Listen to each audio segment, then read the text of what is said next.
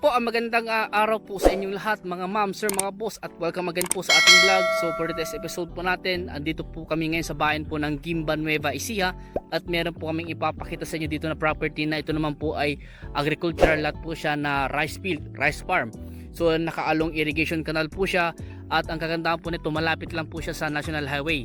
Ayan, kung nakikita nyo po yung mga sasakyan po doon, yan po yung National Highway going to Victoria Tiplex exit. Ayan po, yan po yung way po niya. At andyan lang po mga ilan kaya yan boss, mga ilan kaya yung ano doon, 300. Mga ilan kayang metro papunta sa highway talaga, mga 300 meters. Ayan, so tara, punta natin itong property. Ito nga po yung kanyang irrigation canal. At ito nga po yung sukat po ng property na to ay 11,852. Two titles po siya. Yung isa po 5,000 square meter, tapos yung isa naman po ay 6,852 po siya. So 11,852 square meter po siya. At ang presyo po ng property na to ay 2.7 million. At meron po daw pong konting bawas ayon po sa aming source sa property po na ito.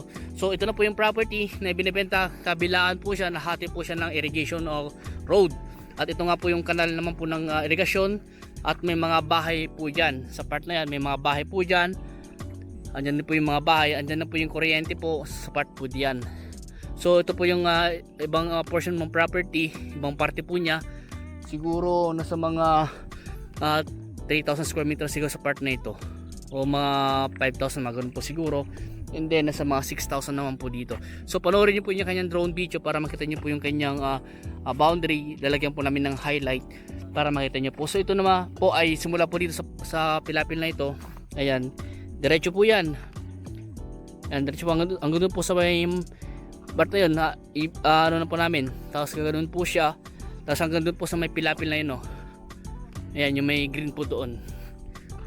Ayan po, nasa may, siguro ang frontage po nito kabilaan na si mga kulang-kulang, sabihin natin 50 meters more or less na lang po yung kanyang entrada. At ang maganda po dito, flat po yung flat terrain po siya. At may tower po dito, may malakas po ang signal ng telco po dito. At malapit lang po ito sa bayan po ng sabihin natin sa ano po yan, sa town proper po ng Guimba, na sa mga 3 o 4 na kilometro siguro, baka wala pa pong ganun, basta estimate lang po namin. At sa Victoria exit siguro na sa mga kulang-kulang 10 kilometro po siguro sa Victoria exit. Ayan po, sa Maynila mga 2 oras kalahati lang po siguro. Ayan, so dito po ang in-estimate na inaani po siguro to, siguro na sa mga kulang-kulang 200 siguro po na palay, dahil dito sa bayan po ng Guimba ay mga iba't ibang klase pong mga palay yung tinatanim nila.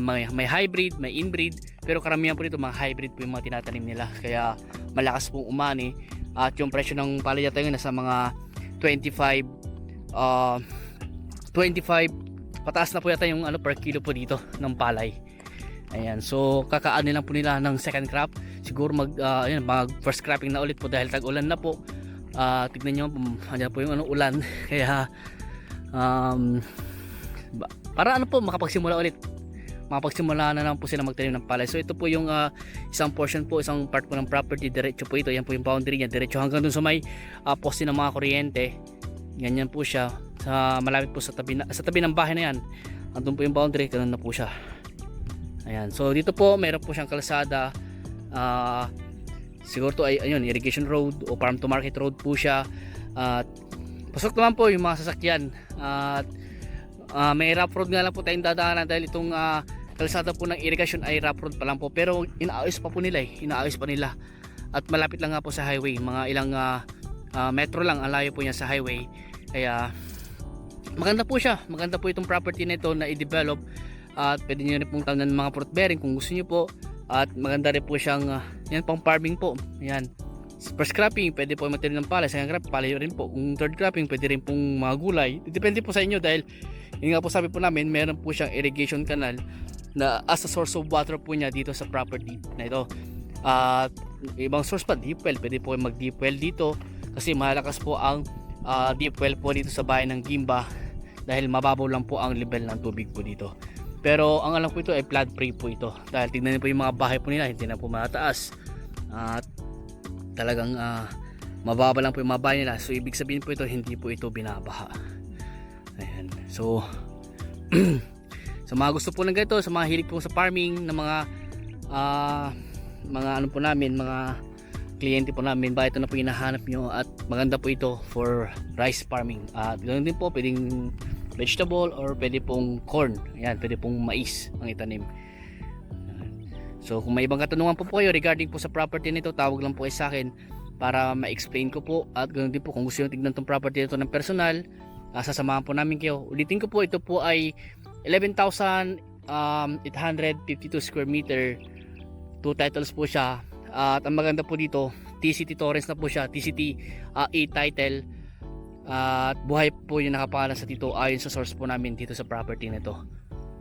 Ayan, sa presyong 2.7, sagot po ng salary capital gain tax, porsyento ng ahente, documentary stamp.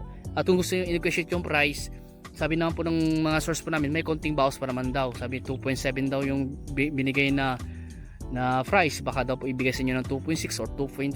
Pero yun na po, sabi konting bawas lang daw po, konting yun nga po, slight negotiable lang po daw po. Sabi po ng source po namin sa property na ito. So sila po yung mga source po namin, sila tatay, yung dalawang tatay na kasama pa namin, tas yung anak po nila, sila po yung source po namin sa property na ito. Ayan. So panoorin po yung drone video po para makita nyo po yung view niya sa taas, at ma-highlight po namin yung estimated boundary po niya. Ayan po. So hanggang dito po muna, at maraming salamat po sa inyo lahat, at God bless po.